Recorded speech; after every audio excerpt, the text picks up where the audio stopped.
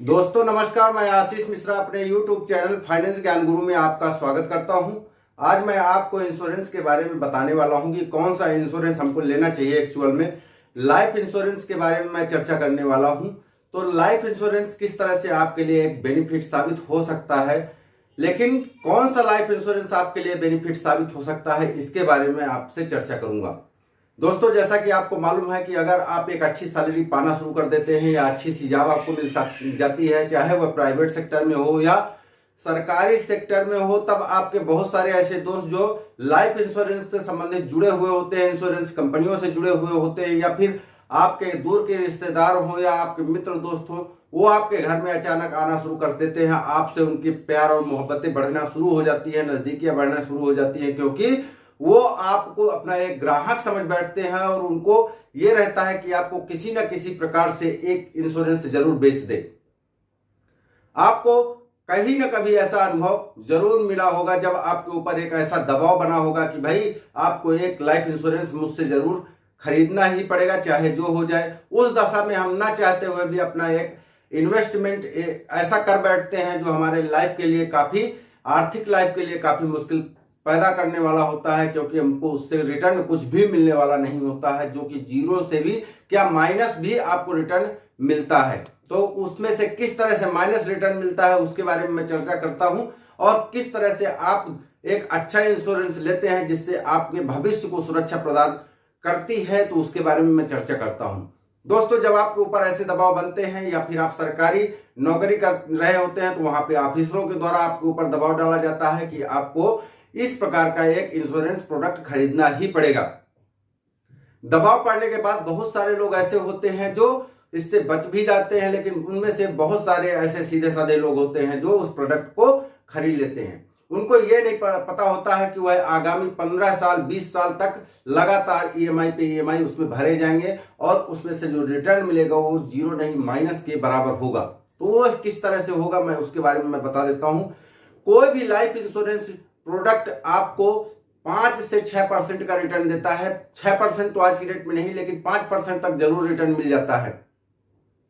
5% का रिटर्न आपको एक लॉन्ग टाइम पीरियड में मिलता है। लॉन्ग टाइम पीरियड मींस कि 15 साल से लेकर 20 साल के लिए आपका पैसा उसमें फिक्स हो जाता है, उसमें निकालने की गुंजाइश नहीं होती। अगर आप निकालते हैं तो उसमें से 5% की जगह पर 3% रिटर्न ही आपको प्राप्त होने के चांसेस होते हैं। जैसा कि आपको मालूम है कि महंगाई दर आज की डेट में 6 से 7% की दर से चल रही है। उस हिसाब से भी अगर देखा जाए तो आपको 5% जो रिटर्न मिलता है वह 7 से अगर माइनस करेंगे तो -2 के बराबर होता है, जो कि इसका मतलब है कि आप अपना पैसा भी दे रहे हैं और 2% का ब्याज भी उस पर्सन को दे रहे हैं, उस कंपनी को दे रहे हैं। लेकिन जिन्होंने आपका लाइफ इंश्योरेंस करवाया था उनको किसी प्रकार का कोई घाटा नहीं होता है। जो ही आप ईएमआई पे करते हैं उनमें से एक निश्चित परसेंट उनके अकाउंट में चला जाता है जिन्होंने आपका लाइफ इंश्योरेंस किया था। उनको तो मात्र अपना प्रोडक्ट बेचना था, वो अपना प्रोडक्ट बेच करके चले गए। लेकिन हमको यह डिसाइड करना था कि हमको लेना है या नहीं लेना है, चलाना है पॉलिसी को या नहीं चलाना है।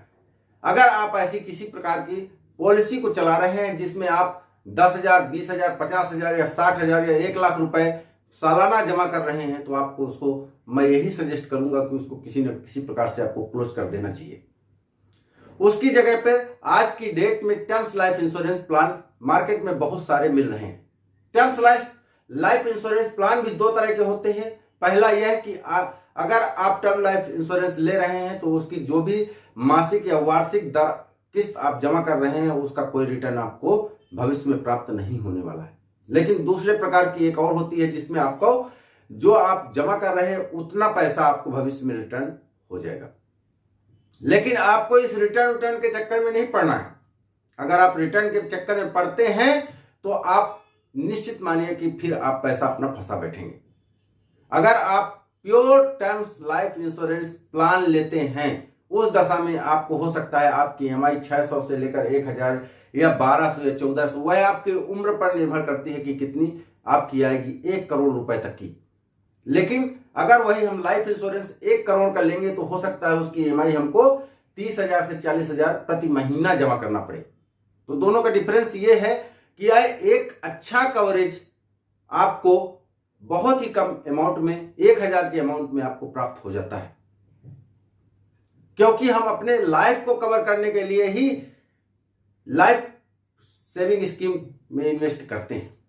अगर हमको इन्वेस्टमेंट ही करना है तो हम प्योर इन्वेस्टमेंट क्यों ना करें, हम लाइफ सेविंग इन्वेस्टमेंट में क्यों इन्वेस्टमेंट करें, जहां से आपको अच्छा रिटर्न गेन हो सके, ना कि आप अपनी पूंजी को फंसा बैठे और अपनी जेब से भी आपको 2% देना पड़े। तो दोस्तों, मेरा आपसे यही अनुरोध है कि आप भविष्य में अगर किसी भी प्रकार का लाइफ इंश्योरेंस कराते हैं तो वह टर्म लाइफ इंश्योरेंस प्लान होना चाहिए, जिससे आप अपने भविष्य को सेव कर सकते हैं।